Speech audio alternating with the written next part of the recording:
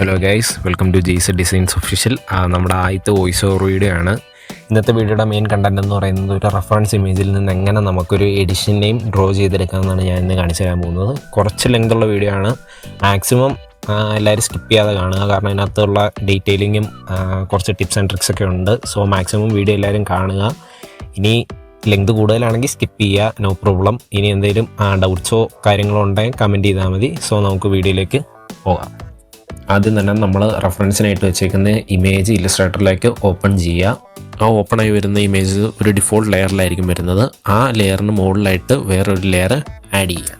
ഇനി നമുക്ക് tools use ചെയ്യാൻ തുടങ്ങാം. ഇനി ലെഫ്റ്റ് സൈഡിൽ കിടക്കുന്ന ആ ടൂൾ ബാറിലെ പെൻ ടൂൾ എടുക്കാം. ഇനി ഓരോ എലമെൻറ്റ്സും ആ പെൻ ടൂൾ വെച്ച് ഔട്ട്ലൈൻ ചെയ്യുന്ന പോലെ നമ്മൾ ഓരോ എലമെൻറ്റ്സിലൂടെയും കറക്റ്റ് ആ ഷേപ്പിനനുസരിച്ച് ഡ്രോ ചെയ്ത് പോകണം. മാക്സിമം പയ്യെ ചെയ്യാൻ നോക്കുക, കാരണം അത്രയും ഡീറ്റെയിലിംഗ് വേണമെന്ന് പറഞ്ഞാൽ മാക്സിമം ആയിട്ട് സ്ലോ ചെയ്താലേ നമുക്ക് ആ കറക്റ്റ് ഷേപ്പ് കിട്ടത്തുള്ളൂ. ഞാൻ കുറച്ച് ഇതിനകത്ത് സ്പീഡപ്പ് ചെയ്ത് കാണിക്കുന്നതാണ്, കാരണം ഈ ഒരു എഡിഷൻ നെയിം ചെയ്യാൻ തന്നെ ഓൾമോസ്റ്റ് 2-3 hours എടുത്തിട്ടുണ്ട്. അതുകൊണ്ടാണ് ഞാനത് ഷോർട്ടായിട്ട് ഇത്തിരി സ്പീഡിൽ കാണിക്കുന്നത്. സോ മാക്സിമം ഡീറ്റെയിലിങ്ങിൽ സ്ലോ ആയിട്ട് ഓരോ എലമെൻറ്റ്സും ശ്രദ്ധിക്കേണ്ട കാര്യം എന്ന് പറഞ്ഞാൽ നമ്മൾ ഡ്രോ ചെയ്ത് വരുമ്പം ഫിനിഷ് ചെയ്യുന്ന സമയമാകുമ്പോഴത്തേക്കും ആ സ്റ്റാർട്ട് ചെയ്ത നോഡിൽ തന്നെ ഇതൊന്ന് കണക്ട് ചെയ്താലേ അതൊരു ഡ്രോഡ് ഒബ്ജക്റ്റായിട്ട് നമുക്ക് വരത്തുള്ളൂ. അല്ലെങ്കിൽ നമുക്കത് എറേഴ്സ് കാണിക്കും. അതൊന്നും കൂടി ഡ്രോ ചെയ്തെടുത്താൽ മതി, കുഴപ്പമില്ല. കറക്റ്റ് ആ നോഡിൽ തന്നെ ഒന്ന് തീരാൻ നോക്കണം. അപ്പോൾ നമുക്ക് ആ നോട്ട്സ് കണക്ട് ചെയ്ത് കഴിയുമ്പോഴത്തേക്കും ഒരു വൈറ്റ് എലമെൻറ്റ് കിട്ടുക. ആ എലമെൻ്റ് എന്ന് പറയുന്നത് പ്രോപ്പറായിട്ടുള്ളൊരു ഡ്രോൺ എലമെൻ്റാണ്. അതിനകത്താണ് നമ്മളിനി ഗ്രേഡിയൻറ്റ് കൊടുക്കാൻ പോകുന്നത്. ഇങ്ങനെയാണ് ഓരോ പാർട്ടും നമ്മൾ വരച്ചെടുക്കാൻ പോകുന്നത്. ഇനി ആ എലമെൻറ്റിന് നമുക്ക് കളർ കൊടുക്കുക. അതിനായിട്ട് റൈറ്റ് സൈഡിലെ ഫിൽ ആൻഡ് സ്ട്രോക്ക് എന്നുള്ള ഓപ്ഷൻ എടുക്കാം.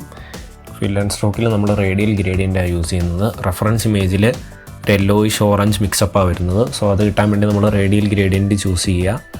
അതിൽ വൈറ്റ് മാറ്റിയിട്ട് യെല്ലോയും ഓറഞ്ചും മിക്സപ്പ് ചെയ്ത് കൊടുക്കുക. എന്നിട്ട് റെഫറൻസ് ഇമേജ് ഏകദേശം എങ്ങനെയാണോ അതേപോലെ തന്നെ അതൊന്നും അതിൻ്റെ നോട്ട്സ് അങ്ങോട്ടും ഇങ്ങോട്ടും ഒന്ന് നീക്കി ഏകദേശം ഫിക്സ് ചെയ്യുക. അതേപോലെ തന്നെ റൈറ്റ് സൈഡിലെ ആ ഒരു ഫ്ലെയിമിൻ്റെ എലമെൻറ്റ് ഇതേപോലെ തന്നെ ഇരിക്കുന്നത്, പക്ഷേ ചെറിയൊരു ഡിഫറൻസ് ഉണ്ട്. സോ നമുക്കത് കോപ്പി പേസ്റ്റ് ചെയ്യാൻ പറ്റില്ല. ഡിഫറൻസ് ഉള്ളതുകൊണ്ട് ഞാൻ അതേപോലെ തന്നെ ഫസ്റ്റ് ചെയ്ത പോലെ തന്നെ വരച്ചെടുത്തു. അതേപോലെ നമ്മൾ ഓരോ എലമെൻറ്റ്സും ഇതേപോലെ വരച്ചെടുക്കുക. ഒരുപാട് ഞാൻ ഡീറ്റെയിലിംഗ് ആയിട്ട് കാണിക്കുന്നില്ല, കാരണം ഇത് ഒരുപാട് ലെങ്തായിട്ട് വരും. അവേഴ്സ് ഓഫ് വീഡിയോ കാണും. സോ നിങ്ങൾക്കതൊരു ബോറിംഗ് ആയിട്ട് തോന്നും. അതുകൊണ്ട് ഞാൻ കുറച്ചൊക്കെ സ്പീഡപ്പ് ചെയ്യുകയാണ്. ഇപ്പോൾ ഓൾമോസ്റ്റ് ആ മുകളിലത്തെ ആ എഡിഷൻ നെയിമിൻ്റെ ടോപ്പിലെ ആ കുറച്ച് എലമെൻറ്റ്സ് വരച്ചിട്ടുണ്ട്. അത് ഓരോ എലമെൻറ്റ്സ് ആയിട്ടാണ് വരച്ചിരിക്കുന്നത്. അത് നമ്മൾ ഒന്നിച്ച് ഗ്രൂപ്പ് ചെയ്യണം.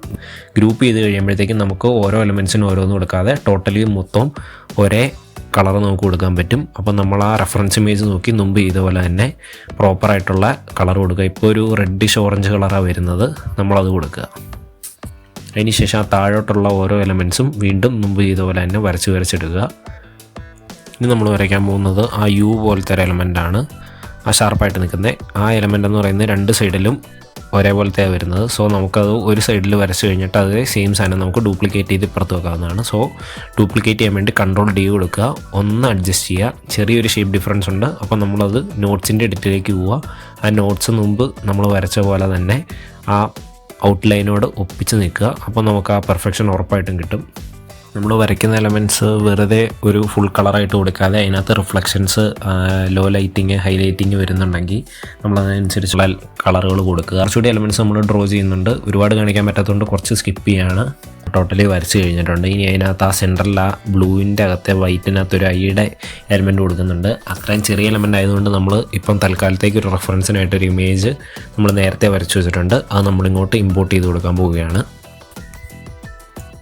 ഇനി നമ്മൾ വരയ്ക്കുന്ന ആ താഴേക്ക് കിടക്കുന്ന റിബൺ ഷേപ്ഡ് എലമെൻ്റാണ്. ചെറിയ എലമെൻ്റ് ആണെങ്കിൽ പോലും അതിൻ്റെ ഷേപ്പ് നമ്മൾ മാക്സിമം കീപ്പ് ചെയ്യാൻ നോക്കുക. എന്നിട്ട് അതിൻ്റെ ആ ഇമേജിൽ ഏത് കളറിങ്ങാണ് കൊടുത്തിരിക്കുന്നത് അതേ സെയിം കളർ കൊടുക്കുക. ഉറപ്പായിട്ട് ഒറിജിനാലിറ്റി ഫീൽ ചെയ്യും. അപ്പോൾ നമ്മൾ റെഡും ബ്ലാക്കും കളറാണ് കൊടുക്കുന്നത്. അത് കഴിഞ്ഞാൽ എലമെൻറ്റ്സ് എല്ലാം അതേ രീതിയിൽ തന്നെ വരയ്ക്കുക. ഇനി ആ റിബണിൻ്റെ മുകളിൽ ഒരു ഇൻസ്ട്രുമെൻറ്റിൻ്റെ എലമെൻ്റ് ഉണ്ട്. നമ്മളത് വരയ്ക്കാൻ ഒരുപാട് സമയം എടുത്തിട്ടുണ്ട്. അതുകൊണ്ട് നമ്മളത് ഇമ്പോർട്ട് ചെയ്യുകയാണ് ചെയ്യുന്നത്. നിങ്ങൾക്ക് വരയ്ക്കാൻ സമയമുള്ളപ്പം വരയ്ക്കുക, ഓരോ എലമെൻറ്റ്സും വരയ്ക്കുക. എന്നിട്ട് ഒന്നിച്ച് സെറ്റ് ചെയ്യാമെന്നേ പറയാനുള്ളൂ. ഇപ്പോൾ നമ്മൾ ആ എലമെൻ്റ് എടുത്തിട്ടുണ്ട്. എലമെൻ്റ് പ്രോപ്പറായിട്ട് അതിൻ്റെ ഗ്രേഡിയൻസ് ഫില്ല് ചെയ്യുന്ന രീതിയിൽ ഒന്ന് അഡ്ജസ്റ്റ് ചെയ്യുക. ഇനി നമ്മൾ വരയ്ക്കാൻ പോകുന്ന മലയാളം ടെക്സ്റ്റാണ്. ആ മലയാളം ടെക്സ്റ്റ് എന്ന് പറയുമ്പം ആ എഡിഷൻ നെയിമിലെ മെയിൻ പാർട്ടാണ്. സോ അത് ഏറ്റവും വലിയ ലാർജ് എലമെൻറ്റ്സ് ആണ് ഇതിനകത്തുള്ളത്. സോ നമ്മൾ മാക്സിമം സ്ലോയിൽ ഡീറ്റെയിലിങ്ങോടെ വരയ്ക്കുക, കാരണം അത് തെറ്റിക്കഴിഞ്ഞാൽ ആ ഫുൾ എഡിഷൻ നെയിമിൻ്റെ ഫുൾ ഭംഗി പോകും. ചെറിയ എലമെൻറ്റ്സ് വരയ്ക്കുന്ന പോലെയല്ല, നല്ല ഡീറ്റെയിലിങ്ങോടെ വരയ്ക്കുക. ആദ്യം ഗ്രേഡിയൻസും ഷെയ്ഡ്സും ഒന്നും വരയ്ക്കണ്ട, പ്രോപ്പറായിട്ട് ആ ഔട്ട്ലൈൻ മാത്രം വരയ്ക്കുക. പ്ലെയിനായിട്ട് വൈറ്റ് വരയ്ക്കുക.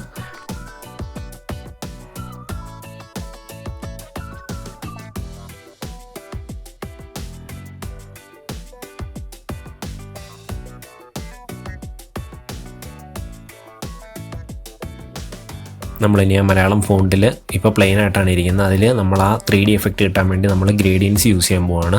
അതുകൊണ്ട് ഒരു പുതിയ ലെയർ ആഡ് ചെയ്തിട്ട് നമുക്ക് ഫിൽ ആൻഡ് സ്റ്റോക്കിൽ പോയി 3Dയിൽ ഗ്രേഡിയൻറ്റ് യൂസ് ചെയ്യാം. നമ്മളിങ്ങനത്തെ 3D എഫക്റ്റ് ഷെയ്ഡ്സ് കൊടുക്കുമ്പം ലൈറ്റ് ഗ്രേ, ഡാർക്ക് ഗ്രേ മാത്രം കൊടുക്കുക. ബ്ലാക്കും വൈറ്റ് യൂസ് ചെയ്യാതെ ഈ 2 കളേഴ്സ് മാത്രമേ യൂസ് ചെയ്യുക. കാരണം അത് ഔട്ട്പുട്ട് വരുമ്പോൾ ഒരുപാട് ഡാർക്കായിട്ടിരിക്കാൻ പാടില്ല. നമ്മൾ ആ റെഫറൻസ് ഇമേജിൽ എങ്ങനെയാണോ ആ ഷെയ്ഡ് കിടക്കുന്നത് അതേ രീതിയിൽ ഗ്രേഡിയൻറ്റ് കൊടുക്കാൻ ശ്രമിക്കുക. അല്ലെങ്കിൽ അതിൻ്റെ പെർഫെക്ഷൻ നമുക്ക് കറക്റ്റ് കിട്ടില്ല.